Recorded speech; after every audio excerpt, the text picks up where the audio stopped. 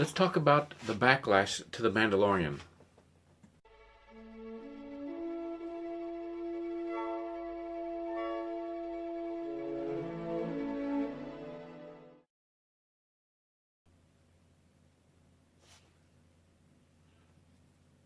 There is no backlash, or not much.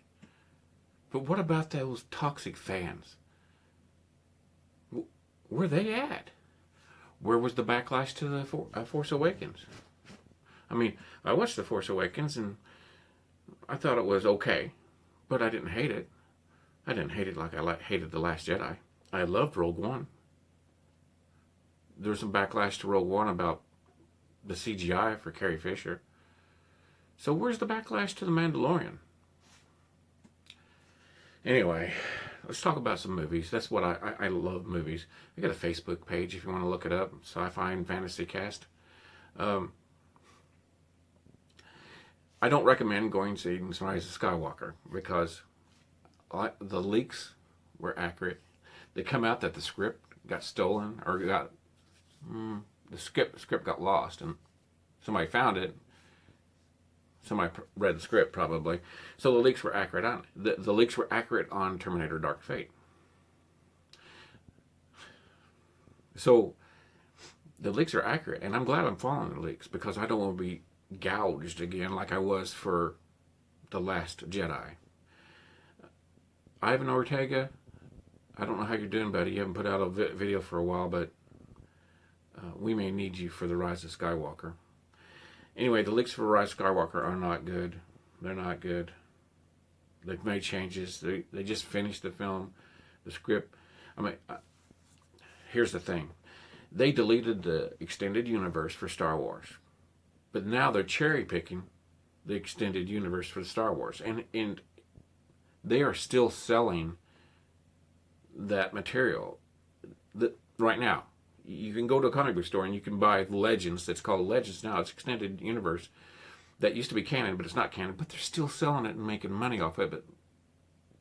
And then Kathleen Kennedy says, well, we didn't have a bunch of comic books and novels to go from for this sequel trilogy. You've probably heard about that. I mean, yeah, there was for 20 years. After Star Wars came out, first thing I read was Alan Dean Foster, I think it was, The Splintered Mind's Eye.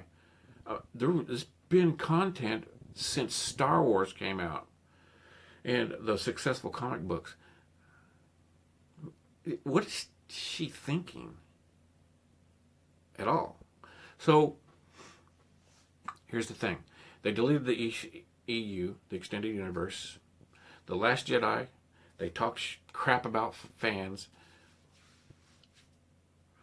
I'm not going to watch this movie. I'm going to wait till my trusted reviewers, what they say about it. I'm going to take all their reviews and kind of compile it in my brain and decide. But I tell you what, I'm still not going to go see it. I'll wait till it comes out.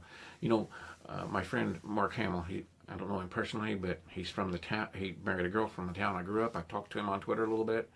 But he came to my school when I was a kid. I don't know if it's still out there or not, but he tweeted a guy. He was kind of halfway joking. He said, just wait and watch it on cable. That's what I'm going to do.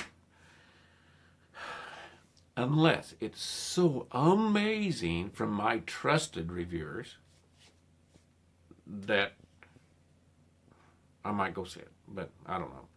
And then, but here we go. We've got The Mandalorian, and you've got the sequel trilogy. The Mandalorian, there's literally almost no backlash. What does that tell you? What does that tell you?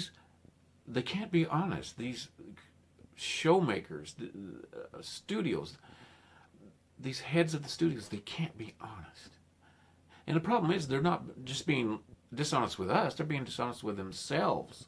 I think that, human beings, I have a philosophy channel that I play with. If human beings lie to each other all the time, but they lie to themselves even more. They do. I do it. You do it. Everybody. To cope or to talk them, they talk themselves into things that really aren't accurate. So, let's talk about Ghostbusters. Afterlife.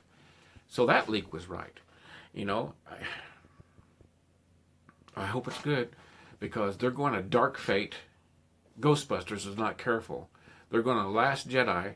They're going to ruin Johnson Ghostbusters if they're not careful, just like they've done with Star Wars. And it's not that we don't want to. And here's the thing: people are saying, "Oh, nobody wants to see Terminator movies." That's not true. I love Terminator. I want to see more Terminator movies. I want to see more Star Wars movies. I want to see more Star Trek movies. I just want them to be in caring, competent hands. That's what I want. Put it in caring, competent hands, competent stories. The special effects are fantastic. The acting's fantastic in all these movies. We need good stories.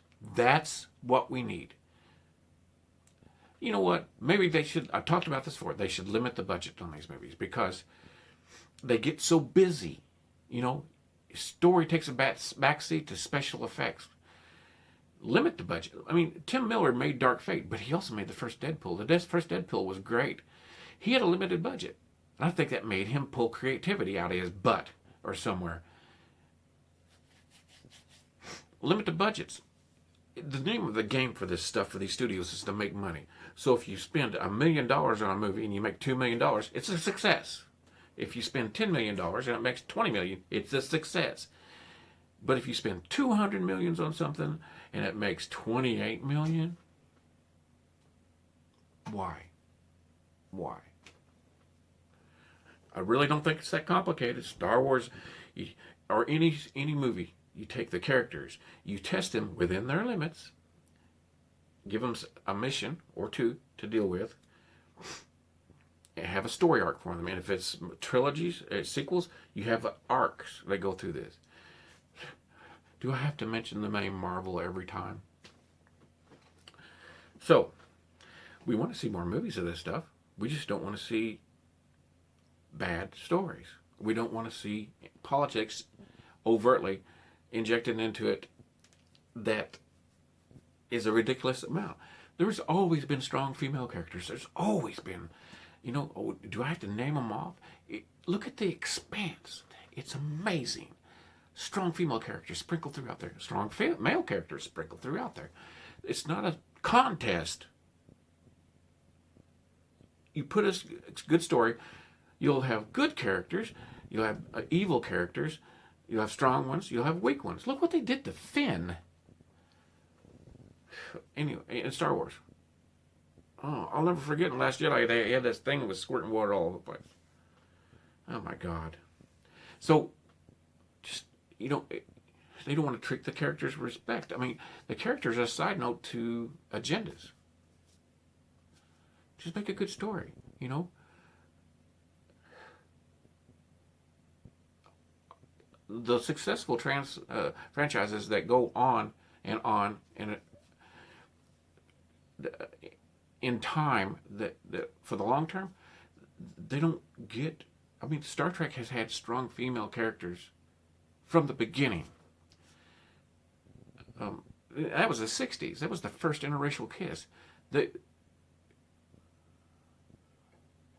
they also had strong male characters.